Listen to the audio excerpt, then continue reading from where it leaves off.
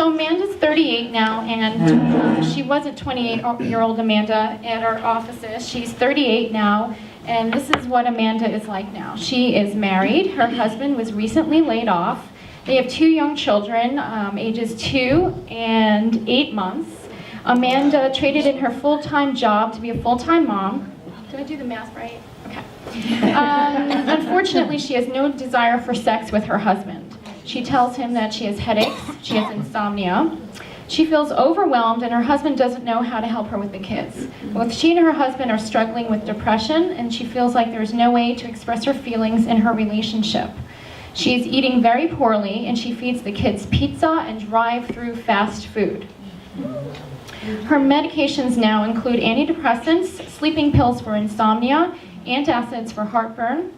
She goes to her MD and through her HMO because of her fatigue, and they diagnose her with hypothyroidism, and they put her on Synthroid.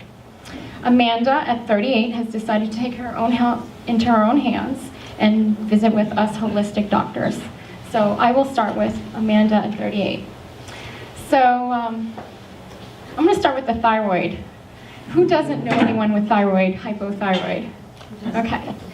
So thyroid is about 7 to 8% of the population, especially women, have hypothyroid symptoms. And most of the time that people have hypothyroid symptoms or hypothyroidism, it's an autoimmune disease called Hashimoto's that is attacking the thyroid. Almost every person that I talk to that has hypothyroid, and I say, you know, you should go to your doctor, find out if you have Hashimoto's, and they go and they say, yeah, no, I have Hashimoto's. And I'm like, well, what is your doctor doing? Oh, no, nothing. There's nothing you can do. And to me, an autoimmune disease is an immune disbalance in your body that you really need to work on and fix. So on the second page, there's a bunch of symptoms of hypothyroidism. And the top part is, you know, subjective symptoms that you might have, or clinical signs, eyebrows thinning, hair falling out, fatigue, weight loss, depression. The thyroid is a very important hormone. You need a thyroid hormone in every cell of your body to function.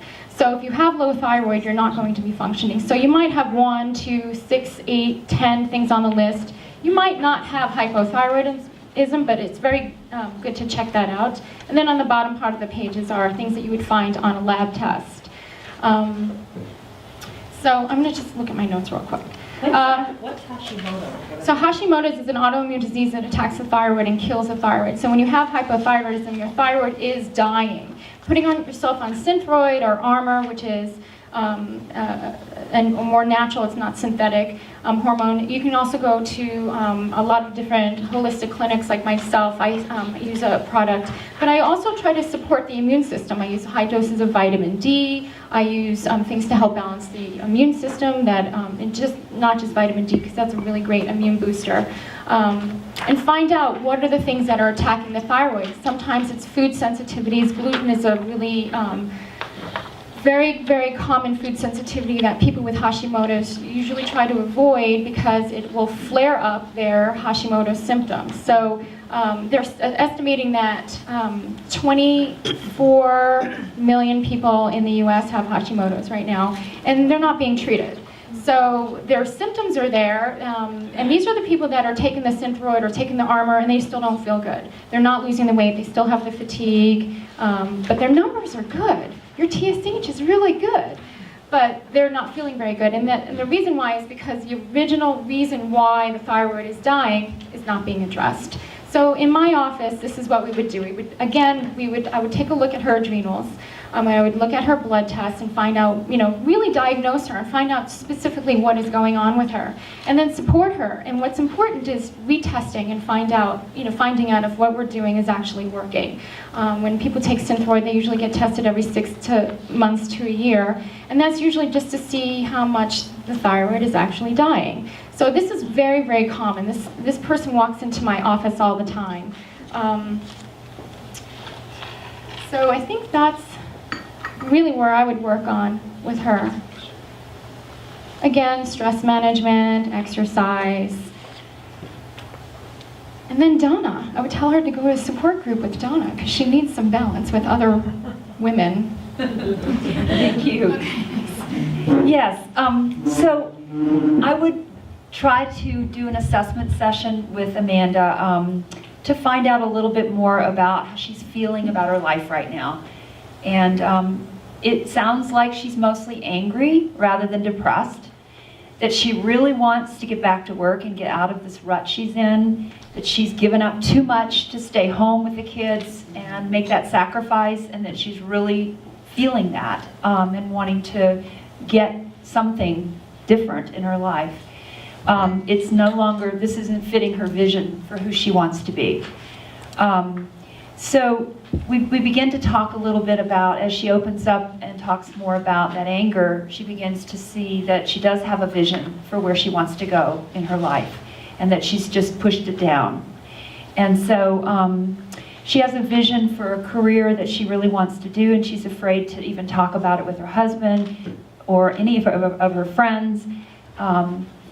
And a lot of that has to do with some of the beliefs that she has about what kind of career would be acceptable to her. So I encourage her to work together to put these ideas on paper and to put a resume together and figure out where she wants to go. And so she does that, and after she begins to do that, she starts getting brighter.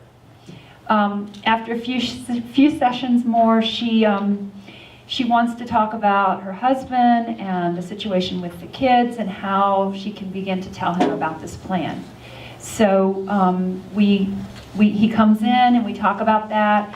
I talked to her about love-based parenting approaches and some of the ideas that she can begin to use in her parenting of her young children. And I give her books to begin to read about this, so she has some tools, some ideas about how to approach her parenting. And then I refer both of them to Dr. Schuyler for marital work. Thank you, Donna. Basically, my job at this point is making marriage fun.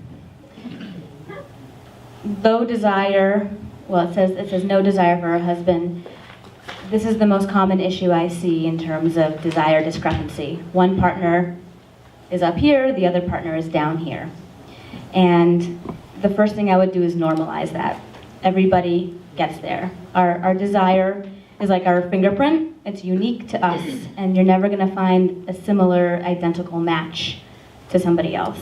The problem becomes when the mismatch is huge. And my job is to go. I don't promise to go, but can we find a place that feels more equitable? So before we even address the sexual pieces, I want to create emotional safety before we look at that sexual intimacy. And creating emotional safety is looking at their pattern. And I take an emotionally focused therapy approach where we look at the patterns and the roles each person plays in the marriage. From what this sounds like, the husband was laid off. He's probably not feeling very adequate, and his unmet need is to feel adequate, to feel like he's good enough. She had problems with mom, remember that, so she probably has abandonment issues. Her unmet need is to know that he's going to stay. And so it's very, very common. Couples get stuck. They get stuck in the quicksand, and they get stuck in this pattern where she'll reach out, maybe often with anger or nagging, and really she just wants that reassurance. He feels overwhelmed, so he pulls away. But the more he pulls away, the more she reaches out, and they get stuck in this cycle and this feedback loop. And I see it all the time. And so the idea is, let's see the pattern. Let's help them see the pattern.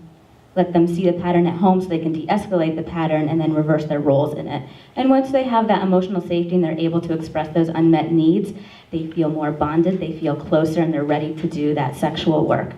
And then the sexual work is helping them recreate their sexual love maps. Oftentimes, that desire discrepancy happens because seduction goes away. And the first thing to leave in long-term relationships is seduction. What I mean by seduction is that first phase of the human sexual response where you turn your brain on to sex. That's desire. Not the body, that's arousal. We're turning the brain on to sex. And when we turn the brain on to sex, we're courting each other, we're flirting, we're getting dressed up for dates, we're getting intellectually and mentally excited. And yet in long-term relationships, we get into routine and habit, and we don't really flatter the brain. We don't turn the brain on to sex with each other. We just sort of get into the routine and look at each other and say, how about now? That's not very seductive. So the idea is, how can we introduce seduction back into their marriage and make it fun? And what does that look like? And they may also need to address other pieces of arousal. Do they need to relearn each other's body maps? Is she still anorgasmic and struggling to surrender with him for orgasm? What are they doing after sex? So really looking at their whole sexual map and their sexual response. And then what I do with all couples, an intimacy date. So again, if you take anything away from her at this age, an intimacy date is key. Even if it's 1 hour, Thursday night from 9 to 10 in your own bedroom, where you light a candle and you do sensual massage, make that a routine as if it's brushing your teeth. Make that a routine. So an intimacy date would be key, and then fill the intimacy dates with fun things, videos, sharing fantasies, again, sensual dates, going out, lots of things, lots of content to fill in there, but you want to create the structure for that first. So that would be where I start with them, and we're going to move forward.